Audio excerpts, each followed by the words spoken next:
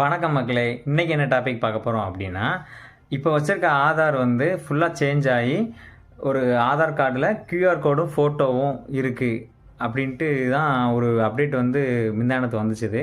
அந்த அப்டேட்டை பற்றி தான் ஃபுல்லாக பார்க்க போகிறோம். வாங்க டாப்பிக்கில் போகலாம். இந்த மாதிரி ரீசனான கரண்ட் ஈவெண்ட்லாம் தெரியணும் அப்படின்னா தமிழ் வேர்ல்டு சேனலை சப்ஸ்கிரைப் பண்ணிடுங்க, மறந்துடாதீங்க. நம்ம இந்த ஜியோ ரெஃபரன்ஸ்டு ஆதார் கார்டு வந்து முக்கியமாக என்ன அப்படின்னா லொக்கேஷன் பேஸ்டாக இருக்கும். இப்போ நீங்கள் ஒரு ஊரில் ஒரு லொக்கேஷனில் இந்த கார்டு வந்து ரெடி பண்ணுறீங்க அப்படின்னா நீங்கள் இந்த லொக்கேஷன் தான் காமிக்கும். நீங்கள் வேறு வீட்டில் வந்து போயிட்டீங்க அப்படின்னா அதுக்கு ஏற்ற மாதிரி அந்த லொக்கேஷன் அப்டேட் ஆகிக்கிடும். அப்படி இல்லைன்னா நீங்களே உங்களோட சிஸ்டமில் உதய் போர்ட்டலில் போய் அதை அப்டேஷன் பண்ணிக்கலாம். அது டெஸ்ட்டாக சில ஸ்டேட்டில் வந்து இம்ப்ளிமெண்ட் பண்ண போகிறாங்க.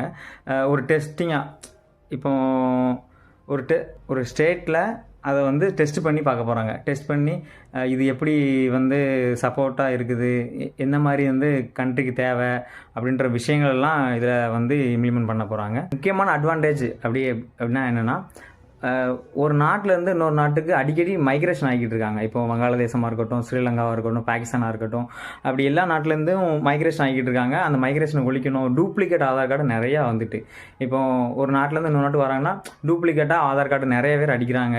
அதெல்லாம் தடுக்கணும் அப்படின்ற ஒரு நோக்கத்துலையும். அப்புறம் ரெண்டாவது, கவர்மெண்ட்டோட பாலிசிஸ் எல்லாமே வந்து இம்ப்ளிமெண்ட் பண்ணுறதுக்கும் டிரான்சாக்ஷனுக்கும் போலீஸ் வெரிஃபிகேஷன், கேஒய்சி வெரிஃபிகேஷன் எல்லாத்துக்குமே இந்த ஆதார் கார்டு தான் யூஸ் பண்ண போகிறேன்ற மாதிரி சொல்கிறாங்க.